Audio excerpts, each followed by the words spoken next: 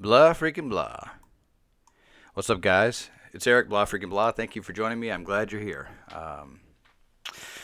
So, my last video, I was talking about the general confusion about Marvel Legacy and what I thought it actually was. It was pretty cynical, honestly. I don't have a lot of faith in Marvel and their editorial team to give us anything good right now or tell us anything honest. But I kind of wanted to step back and kind of do a different thing right now and just talk about my history with Marvel. Because I was a Marvel guy growing up. And my very friend, and I admit to you, because you guys, if you've been here for a little while, watch some of my videos, you know I'm a movie guy. And I love comics, I love movies, I love books. I love all music, general art. I just really, really dig, and I love talking about it, and I love sharing it with you guys. But being a movie guy, I've always been a fan of licensed work. And if you've read any comics ever, any licensed property comics, you know that they've had a spotty history. The quality has been questionable, to say the least. But I always had fun with it. I always tried to have fun with it, and I was very forgiving when it came to quality. Again, I don't know that I would make a great comic reviewer between you and me, because I am very forgiving. I do. When people are jumping the shark, I'm generally, it just depends on how far they're jumping. Suspension of disbelief is real easy for me because I like to be, I like to go along with the flow and see how things are going. But, at some point, but anyway, my first ever comic book, I was a kid and I was sick, and I don't remember quite how old I was, but I'm a little bit older than some of you guys out there, but I was sick in bed, and my grandmother went to the grocery store, and my sister went with her, and they brought me back a Transformers issue number 6. Now, I had been getting, of course, this is back when He-Man figures came with little mini comics too. I've got those stashed away, all beat up somewhere. So I guess technically the He-Man books would have been my first comic books, but this was my first actual full-size, off the newsstand comic book. Side note, comic books have to get back on the newsstands, but that's a whole other topic for a whole other video. And so I read this in bed, and I was mesmerized because it was so different than the TV show that I was used to. I mean, it was that iconic cover of Shockwave blowing Megatron to pieces. And that wasn't exactly a fair representation of what happened in the book. For the most part, it was really good, though.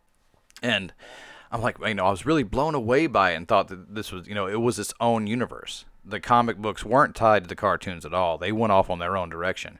And, the point not being the Transformers, but it just got me. And for a while, the Transformers was all I got. I would go every month to Kroger and get comic books off the shelf. I'd buy Transformers. I would occasionally try G.I. Joe, but that never caught me. And just, various other things that would come out. As I grew up, the RoboCop tie-ins, around that time, Now Comics got the stamp of approval, and they started getting on the newsstand, and they were putting out the Terminator and the Real Ghostbusters, which was a favorite cartoon of mine, and on and on and on and on. But around that time, I guess I got a little bit older, and Wolverine #1 came out. Not the Frank Miller miniseries. I missed that one for the longest time, but the one that was drawn by John Buscema, and I can't remember who wrote it. And that got me. I collected Wolverine for a long time. Wolverine, and then the Punisher. I discovered the Punisher. I would try Ghost Rider over and over, but that story can never hold me. I liked Spider-Man, but it never really got me. But this is a funny thing about my reading when I was younger, is I didn't like group comics. I don't know why. I guess maybe it was where I was at the time, feeling very alone. I liked reading stories about loners. And I think that's why Wolverine drew me in. Wolverine was my first favorite, quote unquote, superhero character ever. And there was just this mythos around him of how tough and untouchable and unbreakable he was. that really just spoke to me at the time. Another, also, I forgot to even mention this. When I was growing up, I watched a lot of the cartoons, the Incredible Hulk cartoon and the the Super Friends cartoon, which was my first. That's how I was exposed to Spider-Man to begin with, and Iceman, and all. Um, so I just really, Marvel, and Stan Lee's voice at the beginning of every one of these cartoons, I so fondly remember just his voice being a part of. This is back in the day when you were a kid. You had to wait until Saturday to watch any of this nonsense. It sucked. I dreamed of the day that we can do what we do now on Netflix and pulling out a Blu-ray and just popping it in the player and watching it when you want. Warm, fond memories. And of course, as I got older, I would kind of give and take on my collecting. I'd go for a year or two, or not have anything, because where I grew up, we had no comic stores. Man, that was a drag. You had to drive for hours to get to the first comic store. So I was dependent on the newsstands, and the newsstand at my local grocery store quit carrying books. So there was a long dry spell where I couldn't get anything. And every so often, we'd go a couple hours down the road for, a family trip or whatever, and be able to hit the comic store, which is where I first got introduced to Dark Horse, and with their Aliens series, and on and on and on and on. I would collect. So in the 2000s, I kind of really got back into comic books. I missed a lot of the late 90s, just for various reasons. I would pick up a book every so often, but I really didn't do much collecting. And then around, I guess 2001, the 2000 X-Men came out. That perked my interest a bit. Spider-Man came out, I think, in 2001. Sam Raimi's Spider-Man, which was fantastic if you haven't seen that. I remember me and a friend of mine going to the store, and he picked up The Amazing Spider-Man. And I went, Amazing Spider-Man, huh? He's like, he just looks at me with this look, and he says, dude, Straczynski. And I, who? He's like, you need to buy this book. Why? He's like, Straczynski. Okay, Straczynski. Gotcha. How do you spell that? Anyway.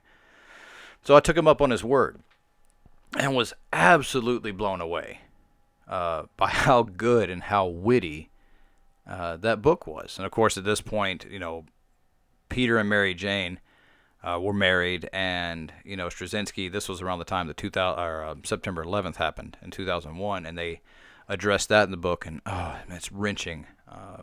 It's just a beautifully done story dealing with 9/11. I mean, it was just emotion on the page. That's all it was. Nobody was speaking out.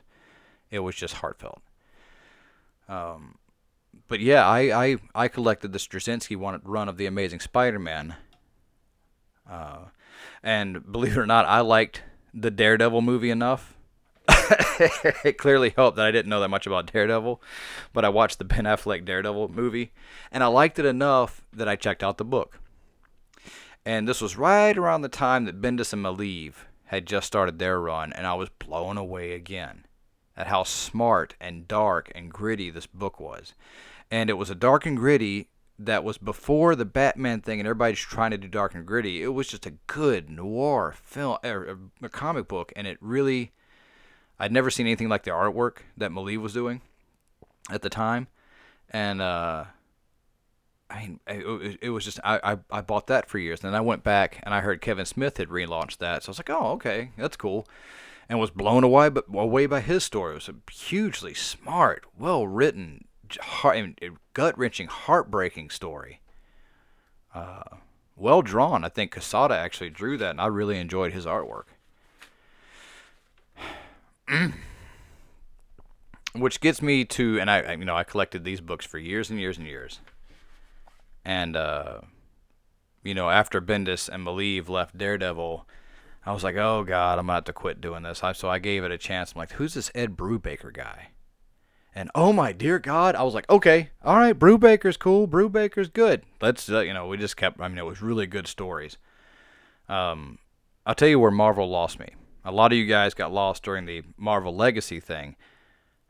Or not not the Marvel Legacy thing, but everything the past few years, basically. I've missed out on the past few years. So if you listen to all my Marvel videos, my podcasts, you hear a lot of question marks, like I'm catching up. Well, it's because I am. Because I've been out of the game with Marvel.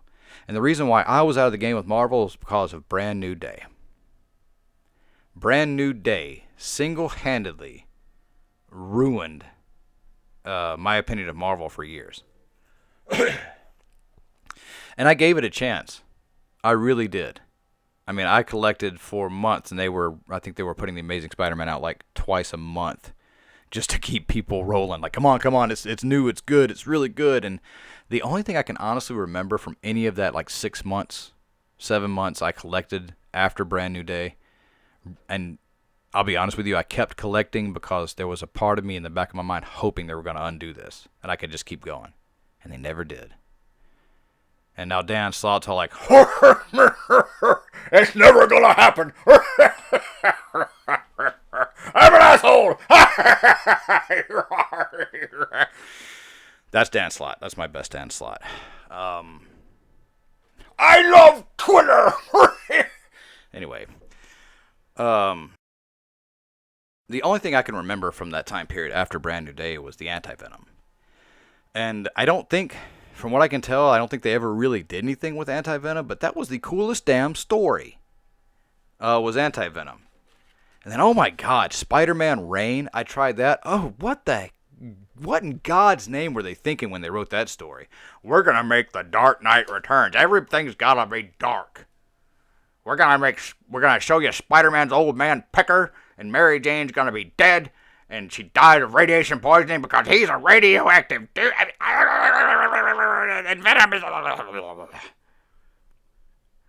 And Marvel still likes to fancy themselves as having written something brilliant.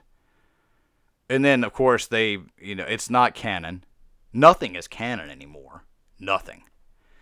You can write something and just toss it out the window at any point you want, which is really frustrating to me. I'm like, if you're going to write something, make it matter. You can't say, this is an alternate timeline guy. He doesn't really affect the current universe. I mean, really. It was alternate dimensions before, alternate, and now it's alternate timelines, and like, there are no stakes. I said this in the last video, but there's just no stakes. But anyway, I just want to give you a little history of where I came from, reading comics as a kid up until now. Brand New Day is what killed it for me. When Straczynski refused to even let his name be the primary writer name on that last issue of One More Day, I was like, that's it. That's it. Because he hated it. It undid everything that he wrote. Effectively, undoing everything I had invested in, both my money and my time and my interest and everything that I'd put into it. It was all gone. It was all erased. They went and hit the reset button. And nothing pisses me off more than writers writing themselves into a corner and having to hit the reset button. And I personally blame Marvel for this because they had to hit that reset button because of the stupid meandering decision they made on Civil War by outing Peter Parker. It was just stupid. They wrote themselves into a corner, and they couldn't think of anything else to do but make a deal with the devil and make, everybody. I remember reading an article with Quesada talking about how they wanted Peter Parker to be a swinging single again. We got to market this to the younger crowd. They don't understand true love or marriages. They only understand going out and boning who they want to, right? That's what speaks to kids nowadays. I mean, it couldn't be any more clear that they just don't have a clue. I don't think they have a clue as to who Peter Parker is. I haven't read that book in years, and I've heard that he's a tech billionaire now. What in God's name is that? You already have a tech billionaire. He's called Tony Stark. Oh, wait, he's a blue AI guy? Replaced by this snotty teenage kid diversity checklist person named Riri? Bendis, what happened to you?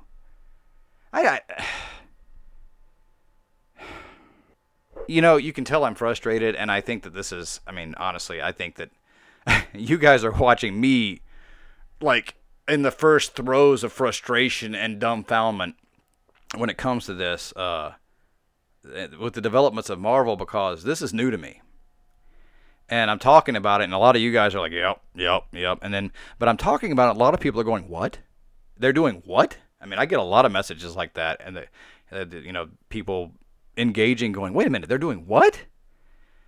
And can you imagine? Can you imagine if you're watching the film? Like, there's going to be kids going to see Spider-Man: Homecoming, which I've been hearing early reports that it's really good, and thank God it's really good, because I really want it to be good. But can you imagine being a kid or being a parent and taking your child and not knowing, just not knowing anything about comic books? It's okay to not know anything about comic books. There's hundreds of millions of people that don't know anything about comics, but they really enjoy the movies. They're being introduced to these characters that we've loved for years, and they want to jump on the train with us. That's good. That's normally a good thing. A lot of us are Batman readers because of that Tim Burton film. It changed the game. It's not because of Frank Miller's book. Directly, indirectly, it really is.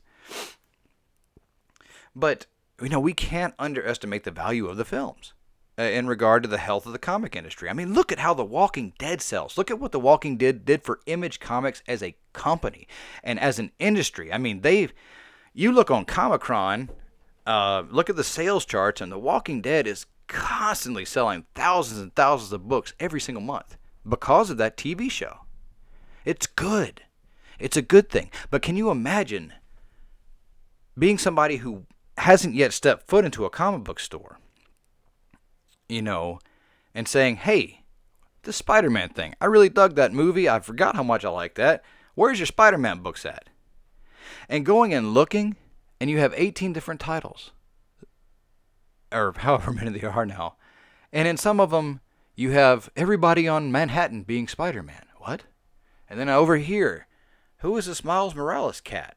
Where did he come from? That's not Peter Parker.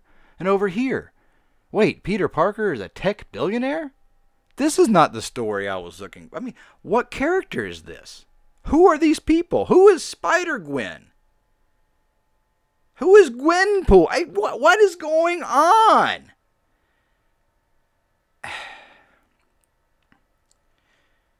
And this is just, to me, Marvel's leadership just proving how inept they are at understanding their characters anymore. It's sad.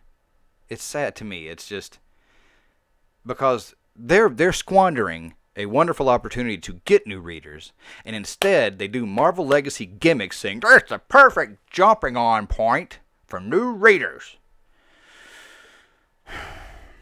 The perfect jumping on point is just to tell a story that's going to capture their imagination.